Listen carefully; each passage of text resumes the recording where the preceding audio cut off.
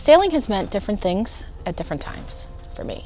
It was just a social activity before I got injured, and then it became a liberation and a joy to be able to do something that I didn't think I could do.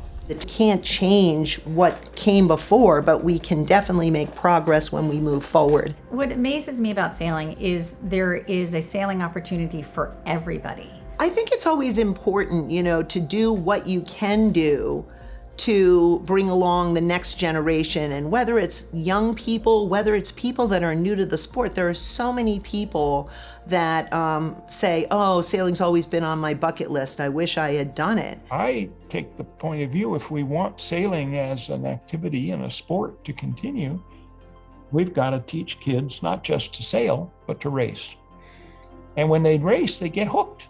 We constantly are looking at our material, we're upgrading it, updating it, and making sure that our sailors are starting with a firm foundation, and that there's branches and opportunities to go whichever way they want, whether they want to go into competitive racing or they want to go cruising or they want to get into powerboating. All of those options are available.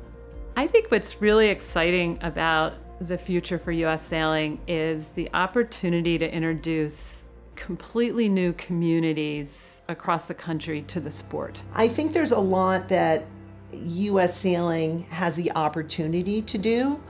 I think it would benefit from having some strong partners, out in the corporate world that are like-minded in terms of sustainability, in terms of education, in terms of inclusivity. I think finding and emphasizing areas where women are leading, where people of color are sailing and doing well, emphasizing those pictures, because people will see that our sport can be inclusive and they'll feel welcomed.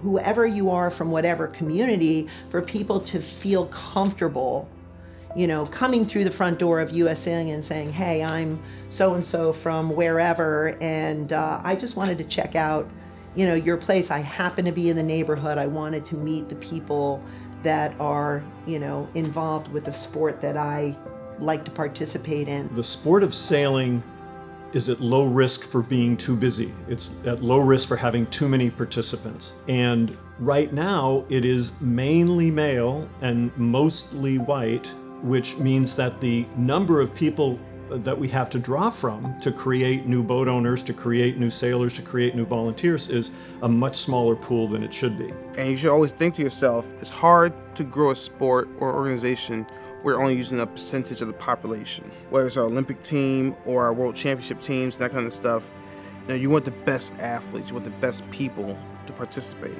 We only get sailing to be attractive to otherwise disenfranchised groups if the leadership of U.S. sailing has the diverse perspective. And really excited with some of our outreach to community sailing programs, what we're able to do with Siebel, to be able to include new people in the sport. It's not just about ticking boxes or appearances. It's about hearing the life stories, hearing the life experiences of people who are different than ourselves at the board level, at the committee level, at the staff level. We can make the sport twice as popular, 3 times, 5 times as popular as it is, but only if we're actively recruiting from all aspects of American society. Being an inclusive and diverse sport is important. We're creating good humans.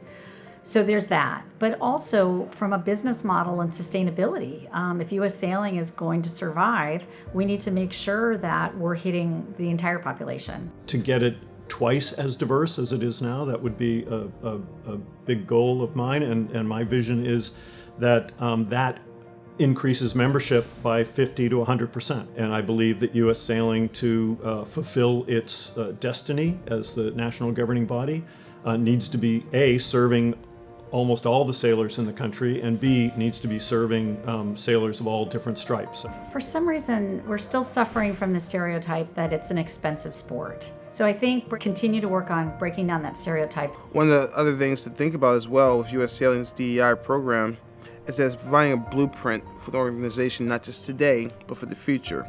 And so future generations will be able to actually come around and do more stuff that we couldn't do back in our day. I see us having great sailors and great coaching. I also see us having great course managers and race officials working, the volunteers getting inspired. And then I see what the Siebel program is laying down with that community sailing, really coming to maturation and really having robust sailing opportunities in every town. U.S. Sailing, with funds donated generously from the Tom and Stacy Siebel Foundation, has created a diversity outreach sail training program that ticks all the boxes, from how to get kids excited about sailing, how to keep them in the sport, how to provide access to kids who could otherwise not afford it or would otherwise not even understand that it exists. The Siebel program has been hugely successful. Our first 3 years, the first